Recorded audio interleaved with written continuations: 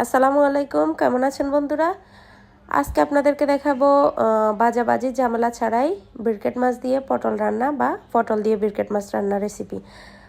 খুব সহজভাবেই দেখানোর চেষ্টা করেছি। যদি কেউ উপকৃত হয়ে থাকেন তাহলে অবশ্যই কমেন্টে জানাবেন আর পুরো ভিডিওটা দেখে যাবেন। তো আমি শুরু করে দিয়েছি। প্রথমে চুলা একটা পাতিল বসিয়ে দিয়ে দিয়েছি পর্যাপ্ত তেল, সয়াবিন তেল, আর দিয়ে দিয়েছি রসুন কুচি কয়েকটা, দিয়ে দিয়েছি পেঁয়াজ কুচি, আর দিয়ে দিচ্ছি স্বাদ মতো লবণ। এখন ভালো করে নেড়ে চেড়ে এটাকে 3-4 মিনিটের মতো একটু ভাজা ভাজা করে নেব। পেঁয়াজ রসুনের কালারটা একটু চেঞ্জ করে নেব। দেখতে পাচ্ছেন এখানে বাদামি কালার হয়ে গেছে পেঁয়াজ রসুন। এখন এই পর্যায়ে আমি একটু নেড়ে ছেড়ে দিচ্ছি আর দিয়ে দেব মশলা। তো আমি এখানে 1 চামচ হলুদ গুঁড়ো নিয়েছি, 1 চামচ লাল মরিচ গুঁড়ো দিয়েছি। তো এখন ভালো আরেকটু নেড়ে ছেড়ে গরম পানি দিয়ে দিচ্ছি আধা কাপের মতো। আর এখন মশলাগুলো কষানোর জন্য কিছুক্ষণ রান্না করে নেব।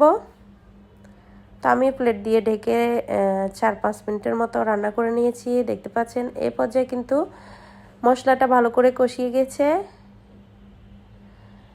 এখন আমি দিয়ে দেব আগে থেকে ধুয়ে পরিষ্কার করে রেখেছিলাম ব্রিকেট মাছ। তো কেউ আবার এটাকে সিরপলকা মাছও বলে। তো আমি আরেকটু নেড়ে ছেড়ে মশলাগুলো এখন দিয়ে দিচ্ছি মাছগুলো।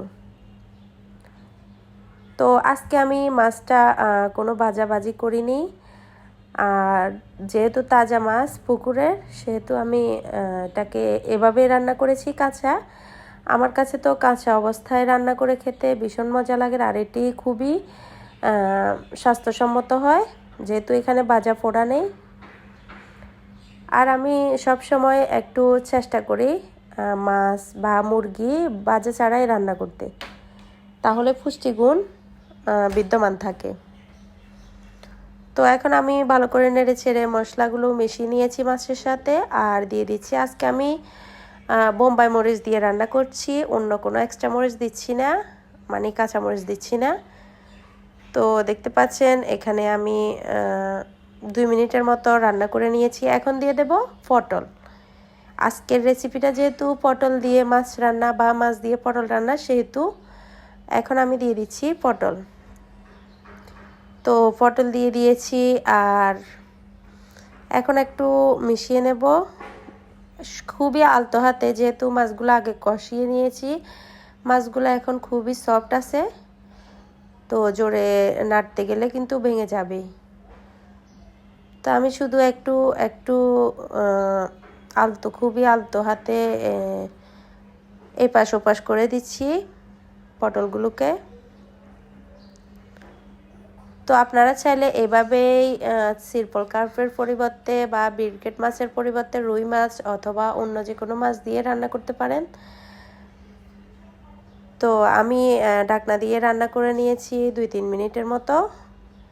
এখন আমি দিয়ে দেব গরম পানি। আপনারা অবশ্যই চেষ্টা করবেন এখানে গরম পানিটা ব্যবহার করার জন্য। আমার মনে হয় গরম পানি ব্যবহার করলে সব রান্নার স্বাদ অনেক বেশি হয়ে যায়, দ্বিগুণ হয়ে যায়, সেহেতু আমি গরম পানিটাই ব্যবহার করছি। আপনারা চাইলে ঠান্ডা পানিও দিতে পারেন, তবে গরম পানি দিলে বেশি ভালো হয়, স্বাদ অটুট থাকে বেশি। তো দেখতে পাচ্ছেন দেওয়ার সাথে সাথেই কিন্তু ফুটে উঠেছে, যেহেতু গরম পানি ছিল। তো আমি আবার ঢাকনা দিয়ে 10 মিনিটের মতো রান্না করে নিয়েছি, আর এখানে দেখতে পাচ্ছেন রেডি হয়ে গেছে। আমি কম মশলায় রান্না করার চেষ্টা করেছি, আর যেহেতু আমার বাচ্চা আছে সেহেতু আমি একটু পুষ্টির কথা চিন্তা করেই রান্না করি। দেখতে যদিও তেমন একটা সুন্দর নাও হয়, খেতে কিন্তু সত্যি অসাধারণ হয়।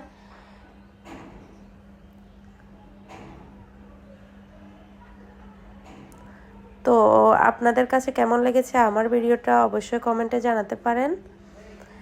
আর আমার পাশে থাকবেন, নতুন হলে চ্যানেলটা সাবস্ক্রাইব করবেন, লাইক করবেন, শেয়ার করবেন, আর আপনাদের মূল্যবান মতামত জানাতে পারেন।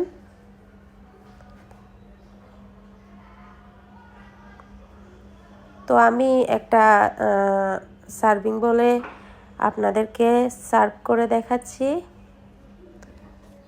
দেখে হয়তো বুঝতে পাচ্ছেন কেমন লোভনীয় হয়েছে। সত্যি দেখতে যেমনই হয়েছে তার চেয়ে বেশি মজার হয়েছে। শুধু গরম ভাতের সাথেই অনায়াসে খাওয়া যাবে। আপনি টেরও পাবেন না কখন এক প্লেট শেষ হয়ে গেছে। তো ভালো থাকবেন সবাই, আল্লাহ হাফেজ।